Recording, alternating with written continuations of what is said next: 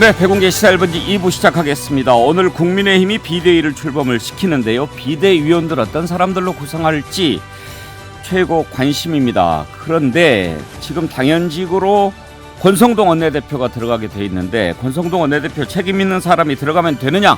그런 얘기가 국민의힘 내부에서 나옵니다. 이 내용도 한번 짚어보기로 하겠습니다.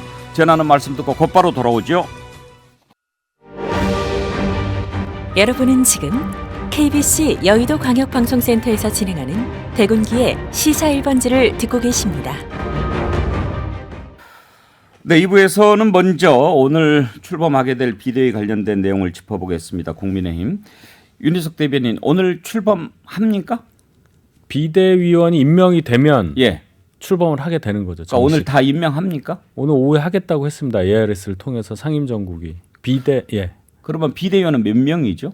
지금 대표 빼고 전부 8명을 하기로 해서 9으로 구성하겠다고 했는데 예.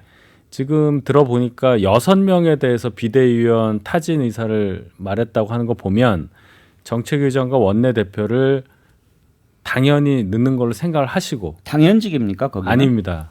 저희 당원에 어떻게 돼 있냐면 예. 최고위원회에는 원내대표와 정책위원장이 당연적으로 들어가게끔 규정이 있어요. 최고위원회는? 예, 원내대표, 정책위원장 이렇게 있는데 예. 비대위원에 대해서는 상임정국위원회의 의결을 거쳐서 비대위원장이 임명하도록 되어 있습니다. 당연직은 아닙니다. 원내대표와 정책위원장은. 그것도 재량이 있군요. 재량이 있는 거죠. 지금 이제 기사가 나왔는데요. 지금 비대위원으로서는 충북 출신의 초선 엄태영 의원, 원외 인사로는 정양석 전 의원, 그 다음에 이소희 세종시 의원을 낙점한 것으로 좀 알려졌다. 예. 이렇게 좀 되어 있고요. 예. 2시에 화상 의원총회를 통해서 비대위원 인선 결과를 보고하고 3시에 소집되는 상임정국위원회에서 비대위원 임명안을 최종 의결하겠다라고 지금 주호영 비대위원장이 얘기를 했습니다. 이렇게 되면 이제 오늘 비대위가 공식으로 출범하는 거네요. 그렇습니다. 그렇게 되면 이준석 대표는 자동으로 해임됩니까? 그렇게 봐야죠. 왜냐하면 비대위가 출범한다는 것은 전에 있었던 지도부가 이제 능력이 없어졌다, 무능력해졌다라고 봐야 되겠죠. 그렇기 때문에 전임 지도부는 완전히 뭐 기능을 상실했다라고 볼 수밖에 없습니다. 왜냐하면은 비대위원회는요 최고위원회를 대체하는 기구예요. 그러면 최고위원회의 당 대표가 이준석 대표였는데 최고위원회라는 것 자체가 다 없어져 버렸으니까 당 대표도 그직에서 기능이 상실됐다라고 보는 게 타당할 것 같습니다. 규정이 있어요. 비대위가 설치되면 최고위원회는 즉시 해산되며 네. 비대위는 최고위원회의 기능을 수행하고 비대위원장은 당대표의 지위와 권한을 갖는다. 네. 당 해임이 대표가 되는 맞습니다. 거니까. 예. 그러면 이제 내일 지금 가처분 신청 신문하게 되지 않습니까? 내일 결과가 나올 수도 있고 예. 내일 만약에 인용이 되면 대표가 이제 2명 되는 거잖아요. 그럼 이렇게 되는 거죠. 판사가 지정하는 뭐 파산 관계인 성격의 어떤 누가 와서 당대표 권한 대행을 하는 거죠. 오늘 법률가들이 안 계시니까 뭐 전망을 듣기는 좀 쉽지 않은데 내일 아무튼 가장 중요한 국면이 되겠죠. 그렇죠. 인용이냐 아니 기각이냐. 근데 내일은 심리를 하고 예. 인용은 다음 주 며칠 아니면 있고, 내일 예. 할 수도 있고 그 이번 달 말까지 할 수 있다라고 뭐 그런 전망이 나오더라고요. 어떻게 내일은. 전망하세요? 저는 인용될 거다라고 근데 이제 믿고 싶은 저희 쪽인데. 나온 패널 가운데 이제 법률가들 대체적인 전망은 인용되기가 쉽지 않을 거다 이렇게들 보시더라고요. 왜냐하면 너무 부담스러우니까. 아니 부담스러운데 법률적으로만 판단하면 저 가처분 신청은 2가지의 기준이 있잖아요. 하나는 당사자가 회복할 수 없는 그런 피해를 당했느냐라는 것과 어떤 비대위원회 출범하는 데 있어서 절차적인 정당성이 확보가 됐느냐 그 2가지인데 어쨌든 절차적인 정당성이라는 부분은 사퇴를 한 최고위원이 모여가지고 정국위원회랑 상임정국위원회를 열겠다라고 의결하는 것이 과연 절차적인 정당성이 맞느냐라는 것과 그것 때문에 이준석 당대표는 회복할 수 없는 피해를 당했잖아요. 그래서 저는 바로 잡혀가지고 국민의힘의 비상식적이고 비합리적인 결정에 대해서 좀 경종을 울렸으면 좋겠다라는 생각이 듭니다. 저도 인용될 거라고 보는데요. 어. 이게 뭐냐면 재판부가 잘 그 정당 활동이나 정당의 결정에 잘 개입하지 않습니다. 예. 그런데 이 당 대표의 지위가 변동되기 때문에요. 여기에 대해서는 지금까지의 어떤 판례 비슷한 걸 보면 특히 공천에서 당 대표 직인이 굉장히 중요하지 않습니까? 그래서 그 부분에 대해서는 지금까지 다 심판을 했습니다. 그래서 그렇고요. 또 하나는 이제 말씀한 거에 좀 장성철 소장에 추가한다면 이 당 대표 지위를 당헌을 개정해서 그러니까 직무대행이 비대위를 구성하게끔 당 대표 권한을 직무대행의 권한으로 넘겨주는 당헌을 개정했기 때문에 이게 예. 정당법상 또는 헌법적 권리 측면에서 보면 이거는 뭔가의 지위 박탈이거든요. 그래서 이런 부분에 대해서는 아무리 뭐 정당 활동이 그러더라도 이건 재판부가 인용할 수밖에 없을 것이다 이렇게 봅니다. 이게 만약에 이 판례로 굳어진다면 앞으로 당 대표 있는 데서 뭔가 반란을 일으켜서 당헌을 바꾸어서 당대표를 몰아내버리는 이런 일이 벌어지는 것이 합법화되기 때문에 저는 인용될 거라고 봅니다. 과거에 인용되는 것도 보면요, 민주화 운동이라든가 당내 정당 민주화라든가 다양한 그런 이유들이 있었거든요. 근데 이번은 당 대표의 개인 성상납과 증거인멸 관련된 여러 가지 뭐 논란이 있어서 당 윤리의 징계를 받았지 않습니까? 저는 그런 측면에서 재판부가 이번에 결정할 때는 그런 다양한 부분을 볼 거다. 과거에는 회복할 수 없는 피해를 입더라도 그것이 결국은 정당과 정당의 민주성 이런 부분을 가지고 하는데 이번에는 윤리의 징계를 받은 대표 아니겠습니까? 그런 측면에서 저는 재판부가 또 여러 가지 그런 고려를 할 가능성이 있기 때문에 단정하기 참 어렵다. 재판부의 성향에 따라서는 결정이 어떤 방향으로 갈 수도 있다라는 판단을 합니다. 그런 것도 변수가 될 수 있을지 궁금하군요. 한번 결과를 보기로 하고 일단 오늘 아침에 정우택 의원이 권성동 원내대표가 비상대책위원회에 합류하는 것과 관련해서 이렇게 비상 상황을 만든 원인 제공자, 직접적인 책임자인데 책임을 져야 되는 거 아니냐. 정치인다운 결단을 내려야 한다. 이렇게 얘기를 했습니다. 결국은 권성동 원내대표는 비대위에서 빠져라 하는 얘기인데 윤희석 대변인 정우택 의원의 주장 어떻게 생각하십니까? 일단 물리적으로 가능하죠. 아까 말씀드렸듯이 비대위원은 당연직이 아니니까요. 원내대표가. 예. 원내대표만 하고 비대위원이 아닐 수도 있는 거죠. 근데 그 모양새가 어떻습니까? 원내대표는 당서열 하면서. 2위고 비대위가 최고위원회를 대신하는 기구인데 원내 상황을 전혀 그럼 누구한테 듣습니까? 그렇게 되면 반쪽이 되기 때문에 정우택 의원은 사실 원내대표 물러나라 하는 얘기 아니겠어요? 그렇죠. 그 얘기죠. 예. 그 얘기인데 그 참 제가 뭐라 말씀드리기가 그렇습니다. 그리고 솔직히 말씀드려서 저희 당이 115명인데요, 의원이 지금 원내대표를 하실 만한 분이 딱히 또 없어요. 왜요? 지난번에 뭐 경선했지 않습니까? 경선에서 했고 이제 두 분 나오셨잖아요. 조혜진 의원 100 몇 명이요? 115명. 115명이 다 할 만한 사람들 아니에요? 그 질문의 의도가 아니 사실 원내대표를 할 만한 사람이라고 하는 게 지금 만약에 그 할 만한 사람이 없다고 얘기하시면 114분이 다 섭섭하게 생각하실 거라는 얘기예요. 그 얘기는 아니고요. 지금 권성동 원내대표가 4선 아닙니까? 예. 그리고 박홍근 대표가 3선이고 저쪽이 그건 어느 정도 맞춰져야 서로 카운터 파트로서 원내 협상이 되고 하는 건데 그런 거를 보면은 제가 얘기 좀 할게요. 옆에서 얘기를 해. 4선, 3선급에서 찾아보면 예를 들어서 국회직을 안 맡고 있는 분 또 뭐 장관 안 하시는 분 이렇게 따지다 보면은 몇 분 안 계시다는 거예요. 그만큼 당사가 위축이 됐다는 말씀을 드리는 거예요. 예.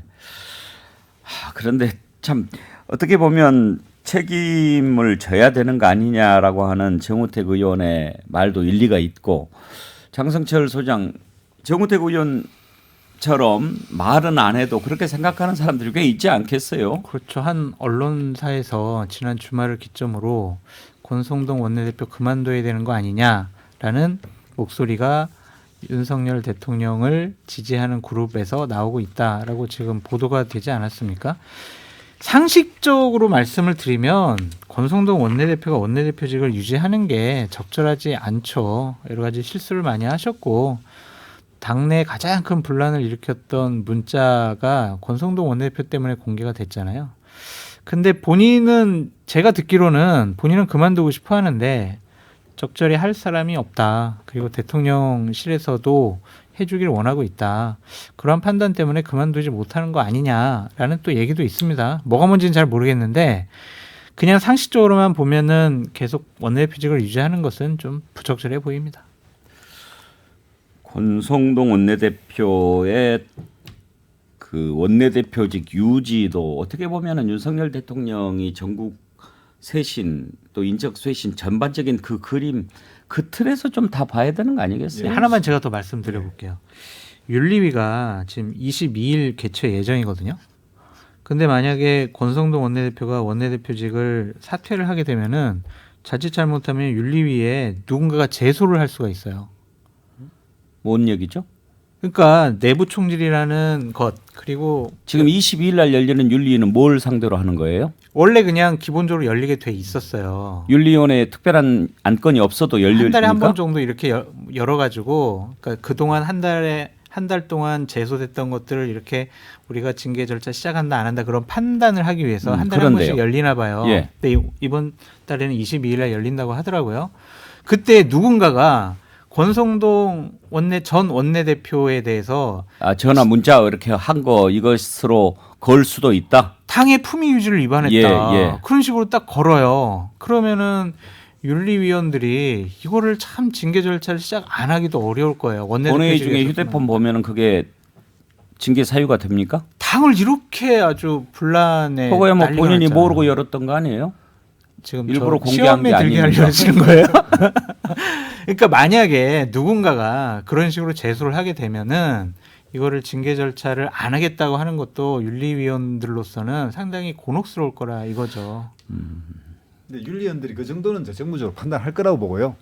문제는 이제 권성동 원내대표는 이 일련의 과정에서 정치적 책임을 져야 됩니다. 사실 보면 이제 IMF 때나 이런 데 보면 구조조정을 한 당사자, 구조조정을 한 인사부장, 뭐 인사 책임자는 구조조정이 끝나면 사표 쓰고 물러나는 게 대체적으로 어떤 뭐 관례 비슷한데 지금 이 사태를 다 일으키고 다 수습도 못하고 최종적으로 비대위가 뜨게 만드는 당사자는 다시 비대위에 들어간다는 게 말이 안 되고 그렇게 보면 원내대표 어쨌든 다시 선출해야 되죠.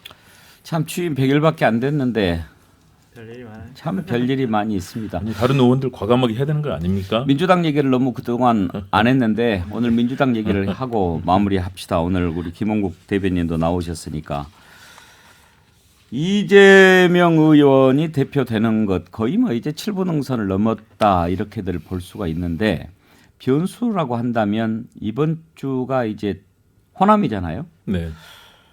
호남 지역의 민심이 좀 변하는 거 아닌가 하는 얘기들이 나옵니다.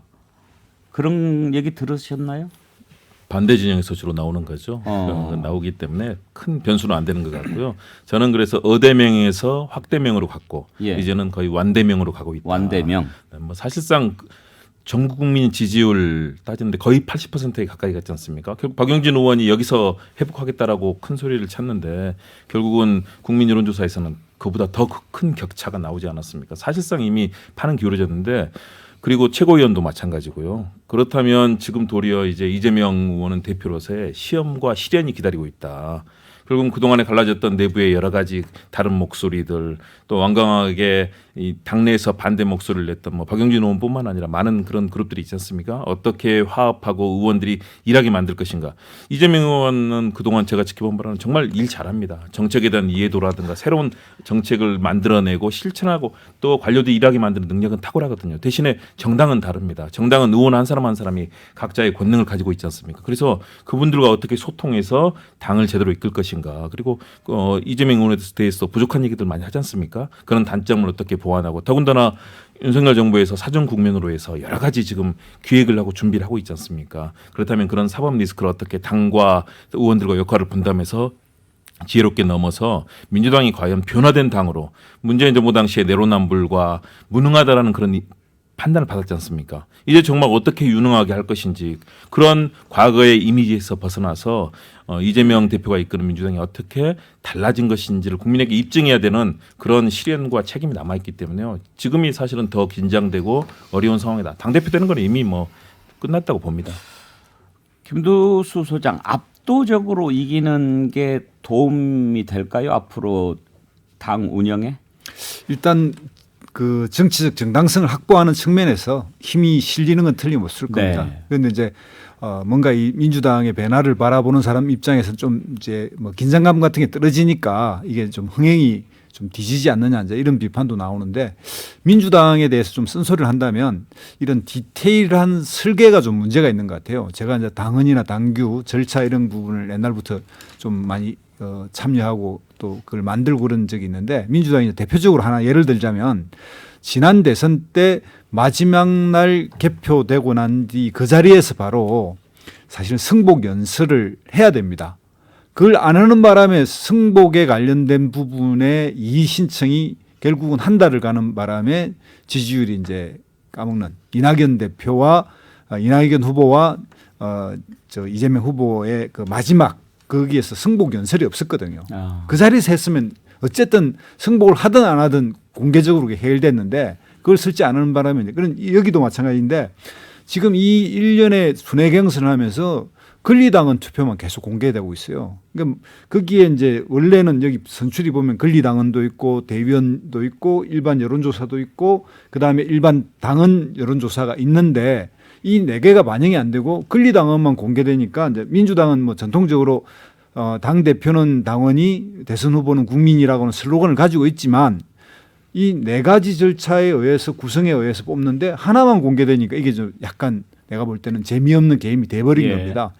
왜 그러냐면 일반 권리당원은 연설을 듣지 않고 그냥 여론을 가지고 그냥 투표를 합니다. 근데 대의원들은 당일날 연설을 듣고 투표를 하니까 의회 지난 민주당의 경선을 보면 대의원대에서 1등으로 당선된 사람, 1등 점수가 나온 사람이 권리당원이나 이런 데서 못 받아서 차이를 보이는 부분이 꽤 있습니다. 그러면 그 당일날 대의원에서 1등 한 사람은 연설을 잘하고 당원에 대한 그 대의원들의 호소력도 이런 사람들이 이제 올라가거든요. 이런 이제 긴박감이 하나도 없어버린 거예요. 말하자면 여론조사도 마지막 날 하루에 발표할 게 아니라 정말 이럴 것 같으면 3번에 걸쳐서 초기, 중기, 말기에서 여론조사를 3분의 1씩 반영하면 되거든요. 이런 행태의 어떤 민주당의 좀 설계가 디테일하게 떨어지는 바람에 긴장감이 떨어졌다 이런 생각이 듭니다. 관심을 가질 만한 부분이 한 가지 있는데요. 지금 호남의 결과가 어떻게 될 거냐 하는 것을 떠나서 많은 사람들이 이번 민주당 전당대회를 보면서 궁금해하고 걱정해하는 부분 가운데 하나가 과연 이번에 이 전당대회를 통해서 새로 선출된 대표와 그 대표가 이끌어 나갈 민주당에 호남이 있느냐, 호남은 어떻게 자리매김해야 될까, 이런 얘기들을 많이 합니다. 일단 선출직 최고위원회 지금 광주의 유일한 후보였던 송갑석 의원이 꼴찌란 말이에요. 그러면 이제 지명직 최고위원이나 혹시 뭐 바라볼 수 있을까 하는 정도로 그동안 민주당의 터줏대감 역할을 해왔던 호남이 새로 민주당에서는 완전히 열애가 된 듯한, 그리고 주변인이 된 듯한 그런 인상을 갖게 하고, 지금 지난 대선 이후에 민주당을 지지하는 호남 사람들의 결집도가 엄청 내려가지 않았습니까? 지난번 지방선거 때 광주시장 얻은 득표율이 37%인가요? 과연 이런 부분을 어떻게 해소해야 될까? 이 부분 한번 좀 짚어볼 필요가 있어요. 굉장히 중요한 말씀이죠. 왜냐하면 민주당의 근간은 호남이기 때문에요. 그동안에 이재명 의원이 뭐 과거지사 시절이나 했던 여러 가지 목소리, 그리고 실제 방문 횟수라든가 따져보면 굉장히 호남에 대한 중요성을 인식하고 있고, 특히 광주를 제2의 어머니라고 부를 정도로 높이 비중을 두었거든요. 저는 그동안에 이 과정뿐만 아니라 이번 이제 전당대회 결과 호남도 나오지 않겠습니까?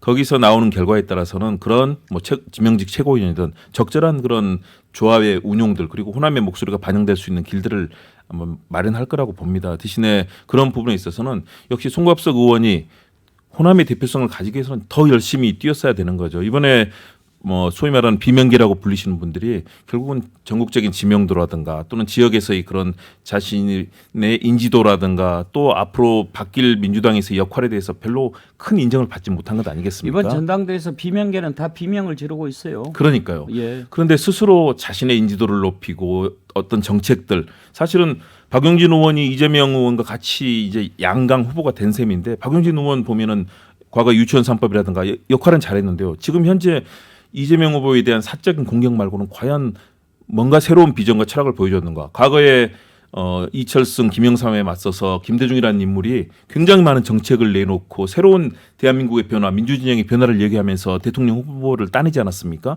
수적 열세가 있었음에도 불구하고 그런 역할들을 박용진 의원이라든가 또는 이번에 송갑석 의원 이런 분들이 했어야 되는데 새로운 비전이나 철학은 전혀 보이지 않고 새로운 프로그램과 국가적 어젠다보다는 또 민주당의 어젠다보다는 결국은 이재명 후보 개인에 대한 공격에 치우치다 보니까 지금 이런 상황이 됐다고 봅니다. 예. 그렇기 때문에 송갑석 의원을 비롯해서 호남 지역에 있는 의원들이 또 전국적으로 별로 그렇게 주목을 받지 못하고 있어요. 적극적으로 스스로 인지도를 높이고 당에 대해서 기여하고 어젠다도 만들어내고 하는 좀 그런 노력을 기울일 필요가 있지 않을까 생각합니다.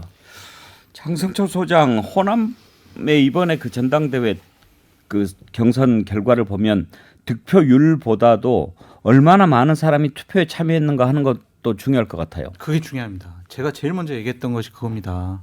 이재명 후보가 만약에 호남에서 투표율이 낮다면 호남에 계신 분들이 이재명 후보에 대한 기대감이 낮다라고 볼 수밖에 없어요. 그래서 득표율이 중요한 게 아니라 투표율이 중요하다. 지금 말씀을 드리고 지금 민주당 전당대회 권리당원 투표를 보면 대략 한 30% 내외 정도밖에 안 되거든요. 이것은 이례적으로 좀 낮은 수치이다라는 것이에요. 그러니까 이것은 결국에는 이재명 후보가 될 거니까 우리가 투표장에 안 나가겠어. 그거보다 이재명 후보가 되면은 당이 과연 온전할까? 과연 개혁과 쇄신 제대로 할 수 있을까? 그런 실망감이 반영된 투표율이 아닐까라는 좀 생각이 듭니다. 이번에 그동안 민주당의 주인이라고 하는 생각을 가지고 있었던 호남 지역 유권자들 그리고 민주당 지지자들이 이번 전당대회에 또 어떤 생각을 갖느냐 하는 것을 지켜보는 것도 매우 중요한 관전 포인트가 될 것 같습니다. 그리고 더 나아가서는 국민의힘의 이준석 대표를 지지했던 세력들과 또 윤핵관 뭐 신당 얘기 나오는데 오히려 내가 가처분 받아들이면 윤핵관 쪽이 창당할 거다 뭐 이런 얘기도 하던데 그런 데서 이렇게 배회하는 세력들이 어떤 움직임을 만들어 갈 거냐 하는 것도 향후 전국에 매우 중요한 변수가 될 것 같아요. 정치적으로는 상당히 격동이 예상되고 있고요. 그다음에 이제 일단 두고 봐야 되는데 이 권리당원이 호남이 지금 36% 정도 차지하고 있고요.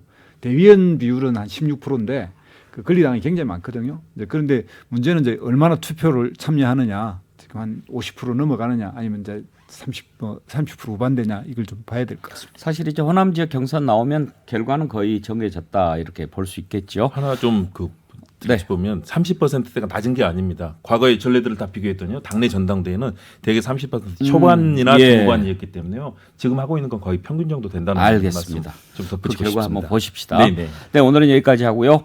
오늘 댓글 당첨자 발표하겠습니다. 빰빠라밤 빰빰빰빰빰빰. 감사합니다. BHC 치킨 쿠폰 받으실 분 하기사님 기자회견 40분 너무하다 도수치료도 1시간은 받아야 시원하지. 그리고 자연주의 화장품 글래머 선크림 받으실 분 던브레이크. 윤석열 대통령은 정치라는 것을 하지 않기 때문에 우리 패널 분들이 상식적인 예측을 하면 어긋나게 돼 있습니다. 이렇게 의견 주셨네요. 보렉몰님 어제 받으셨는데요. 너무 좋으니까 소개를 할까요? 어디서 타는 냄새 안 납니까? 국민들 속 타는 냄새. 네. 속 타시는 분들 많으신데 그래도 우리가 항상 희망을 갖고 백운계 시사 1번지 함께해 주십시오. 오늘 함께해 주신 네 분 감사합니다. 예, 감사합니다. 네, 내일 오전 11시에 다시 뵙죠. 여기는 KBC 여의도 광역방송센터입니다.